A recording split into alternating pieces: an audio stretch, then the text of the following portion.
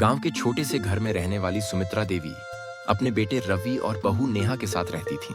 सुमित्रा देवी एक सख्त स्वभाव की महिला थीं, जो पुराने रीति रिवाजों और परंपराओं को मानती थीं, जबकि नेहा एक शिक्षित और आधुनिक सोच वाली लड़की थी। शादी के बाद से ही दोनों के बीच छोटी छोटी बातों पर मतभेद होने लगे।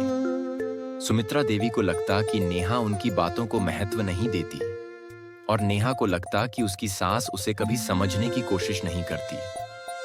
सुबह सुबह जब नेहा किचन में चाय बनाने जाती तो सुमित्रा देवी टोक देती, अरे बहू, चाय में अदरक डालना मत भूलना वरना स्वाद नहीं आएगा। नेहा ने चाय में अदरक डालते हुए हल्के गुस्से में जवाब दिया, जी माँ जी, मुझे पता है। ऐसे ही दिन बीतते गए। नेहा कुछ भी करती, सुमित्रा देवी उसमें कोई ना कोई कमी निकाल ही देती। नेहा को लगता कि उसकी सास उसे कभी स्वीकार नहीं करेंगी और सुमित्रा देवी को लगता कि उनकी बहू घर के रीति रिवाज नहीं निभा रही। एक दिन रवि को काम के सिलसिले में 3 महीने के लिए शहर जाना पड़ा। घर में सिर्फ सुमित्रा देवी और नेहा रह गईं। रवि के जाने के बाद नेहा को एहसास हुआ कि घर की सारी जिम्मेदारी अब उसी पर है। वह हर दिन सुबह जल्दी उठती, पूजा करती, सास के लिए नाश्ता बनाती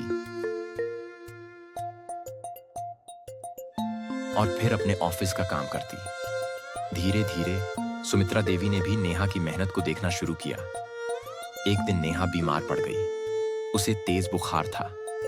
जब सुमित्रा देवी ने देखा कि नेहा बिस्तर से उठकर भी घर के काम करने की कोशिश कर रही है, उनका दिल पिघल गया। उन्होंने उसे रोकते हुए कहा, बहू, तू आराम कर, मैं सब संभाल लूंगी। नेहा को विश्वास नहीं हुआ कि सास ने खुद कहा कि वह आराम करे। यह पहली बार था जब उसे लगा कि सास भी उसकी परवाह करती है। सुमित्रा देवी ने उसके लिए काढ़ा बनाया, उसका सिर सहलाया और जबरदस्ती उसे आराम करने को कहा। उस दिन पहली बार नेहा को अपनी मां की याद नहीं आई। धीरे धीरे उनके रिश्ते में बदलाव आने लगा। अब सास बहू की बातचीत में सिर्फ ताने नहीं, बल्कि अपनापन भी झलकने लगा।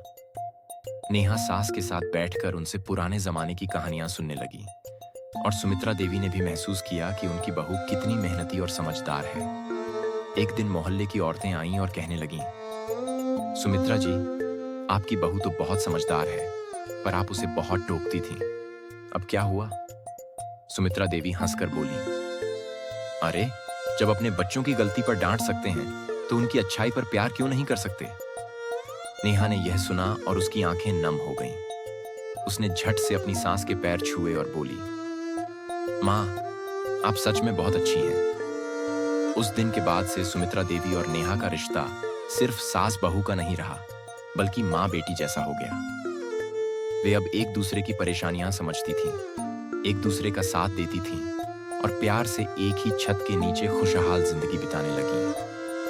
रिश्ते प्यार और समझदारी से बनते हैं। थोड़ी सहनशीलता, अपनापन और परवाह से सबसे मुश्किल रिश्ते भी खूबसूरत बन सकते हैं।